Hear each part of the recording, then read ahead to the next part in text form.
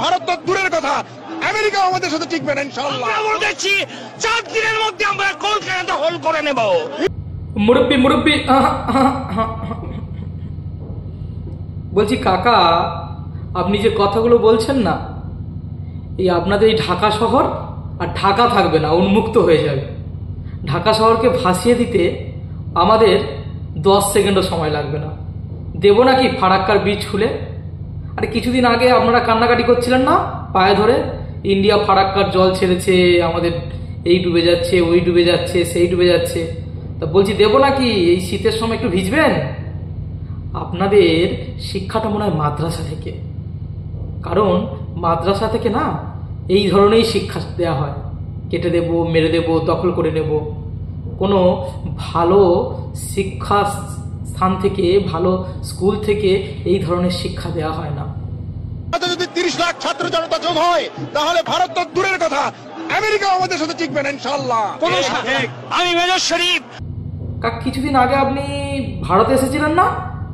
আপনার বুকে যেন কি একটা মেশিন বসানো, ওটাও তো ভারতে। ও, ভারতের কলকাতাটা দখল করলে বুঝি ওগুলো নিতে সুবিধা হবে না, গাড়ি ভাড়াটা বেঁচে যাবে। আচ্ছা আচ্ছা, বুঝতে পেরেছি বুঝতে পেরেছি। তো আপনি এক কাজ করুন কাকা, কাকা আপনি একটু ছুটে দেখান প্রথমে, কেমন ছুটতে পারি দেখি, তারপরে না হয় ভারত দখল করবেন, কলকাতা দখল করবেন। পাগলে কি না বলে, ছাগলে কি না খায়। কিন্তু একটা কথা জানেন কি? কথা হলো, এই আপনাদের মাথায় কাঁঠালটা রেখে কাঁঠালটা ভাঙছে মোহাম্মদ ইউনুস।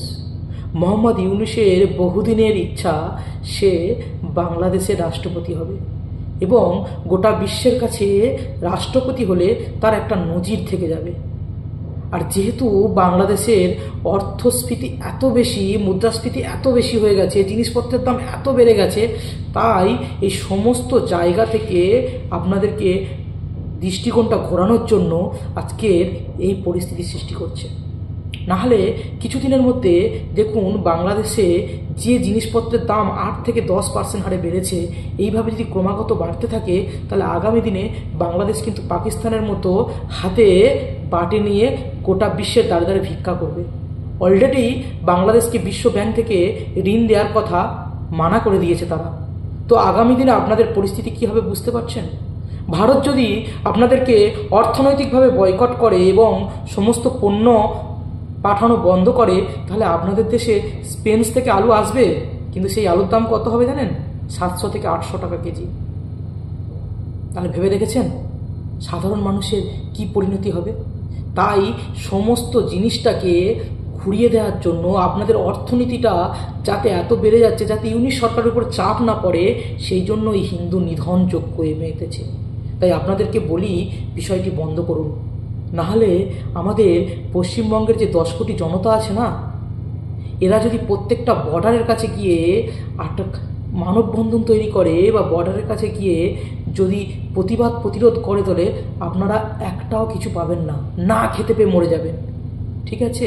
ভারতবর্ষের লোক যদি একসঙ্গে পেচ্ছাপ করে, আপনারা ভেসে চলে যাবেন। এমনিতেই আপনাদের ভৌগোলিকভাবে অবস্থান নিচের দিকে, এমনিতেই আপনাদের ওখানে জলটা বেশি যায়, তাই জলে জল বাঁধে, জানেন তো? বিষয়টি ভাবুন, চিন্তা করুন, তাতে আপনাদেরই ভালো। নমস্কার, ভালো থাকবেন।